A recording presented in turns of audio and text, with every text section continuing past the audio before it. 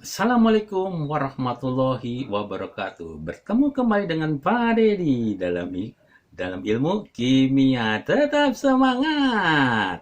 Apa yang akan kita bahas untuk hari ini? Kita bicarakan masalah redoks berdasarkan setengah reaksi.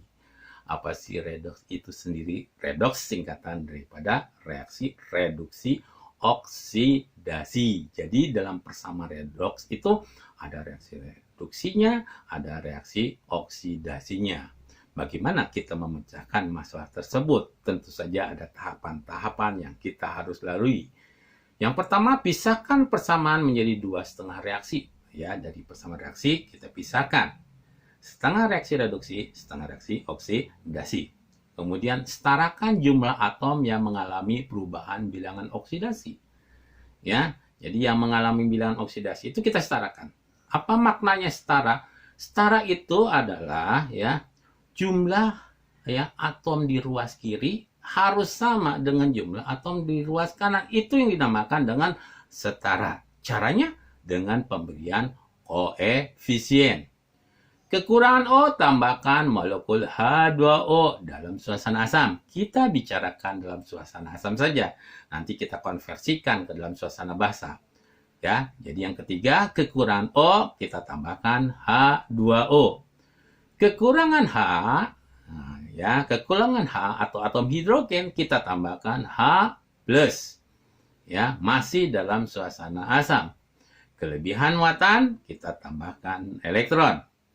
Kemudian samakan jumlah elektron yang diterima dengan jumlah elektron yang dilepaskan. Lalu apa? Kita jumlahkan persamaan reaksi reduksi dan setengah reaksi oksidasi.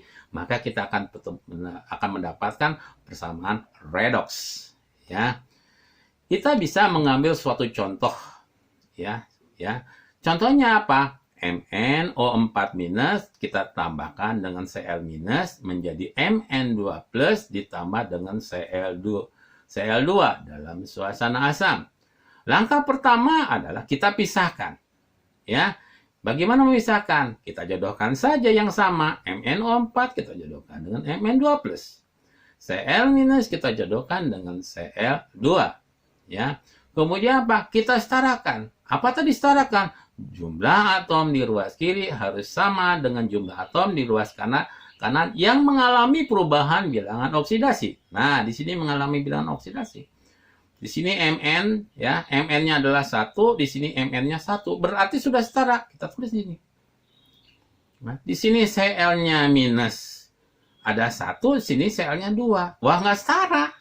Bagaimana? Kita kasih angka 2 di sini. Maka kita peroleh di sini. Untuk tahap ke 2. Ya. Lalu apa lagi? Nah, kekurangan O tambahkan H2O. Ya, dalam suasana asam. Kekurangan O tambahkan molekul H2O. Di sini MnO4 ada O. Di sini Mn2+ tidak ada O. Berarti di ruas kanan kekurangan O. Berapa jumlah kekurangannya? 4. Maka kita tambahkan 4H2O. Dalam persamaan berikutnya, ini tidak ada menyangkut masalah O, maka ya kita biarkan saja seperti semula. Kemudian berikutnya untuk tahap keempat, kekurangan atom hidrogen kita tambahkan H+. Ya, dalam suasana asam. Ya. Di sini MnO4-. Tidak ada hanya di sini ada hanya. Berapa jumlah H di sini? 8. Berarti di ruas kiri kekurangan 8H.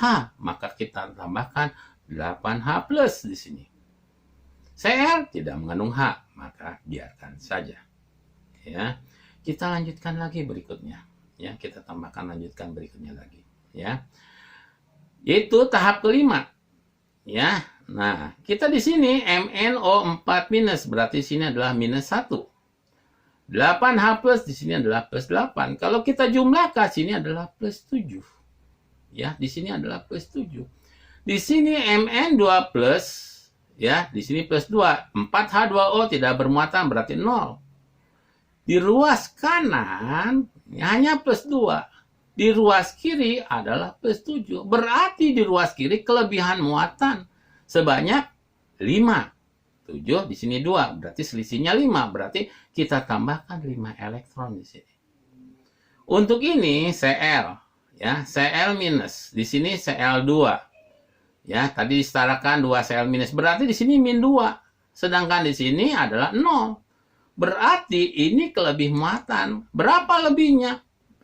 2 elektron. 2, ya, muatan 2. Berarti kita tambahkan 2 elektron. Samakan jumlah elektron yang diterima dengan yang dilepaskan. Nah, di sini adalah 5 elektron. Ya, ini 5 elektron.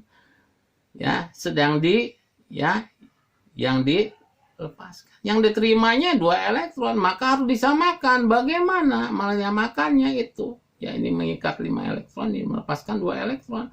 Maka kita kalikan, kita balik saja sini. Kali 2 kali 5. Ya, kali 2 kali 5. Ya.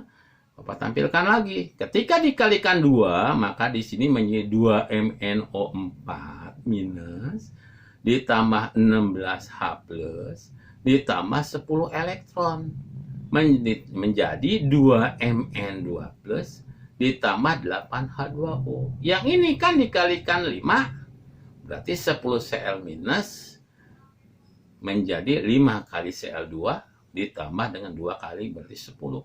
Sama kita coret. Ya, ini kita coret. Kita turunkan 2MnO4 minus ditambah 16H plus ditambah 10 Cl minus menjadi 2Mn2 plus ditambah 8H2O ditambah 5 Cl2. Ya, ini dalam suasananya adalah suasana asam. Ya, ini dalam suasananya adalah suasana asam. Ya, nah, kita lanjutkan lagi. Ya, bagaimana kalau dalam suasana basa? Nah, tadi saya katakan, ya, kalau dalam suasana basa, ya, menambahkan OH- pada kedua ruas sebanyak H+. Tadi H+-nya 16H+. Maka untuk merubah ke dalam suasana basa, maka tambahkan sebanyak H+. Kalau di sini 16H+, di sini tambahkan 16 OH-. Kedua ruas, baik ruas kiri maupun ruas kanan, kita tambahkan 16 OH-. Terjadilah reaksi antara H+ dan OH- menjadi H2O. 16H+ ditambah 16 OH- menjadi 16 H2O. Sedangkan ini tidak ada penambahan. Ya, tidak diperbolehkan ada H2O dalam ruas, ya, di kedua ruas. Maka kita kurangi yang terbanyak. Di sini 16 H2O, di sini 8 H2O. Kita kurangi menjadi 8 H2O. Maka di sini kelebihan H2O. Maka kalau kita reaksikan, ya, menjadi 2MnO4 minus ditambah 8 H2O ditambah 10 Cl minus menjadi 2Mn2 plus ditambah 5 Cl2 ditambah 16 OH-. Nah, di sini OH- berarti sudah dalam suasana basah. Ya, demikianlah penjelasan Pak Dedi masalah redoks dengan cara setengah reaksi reduksi oksidasi. Mudah-mudahan kalian bisa memahami dengan baik. Bapak cukupkan sekian dulu. Assalamualaikum warahmatullahi wabarakatuh.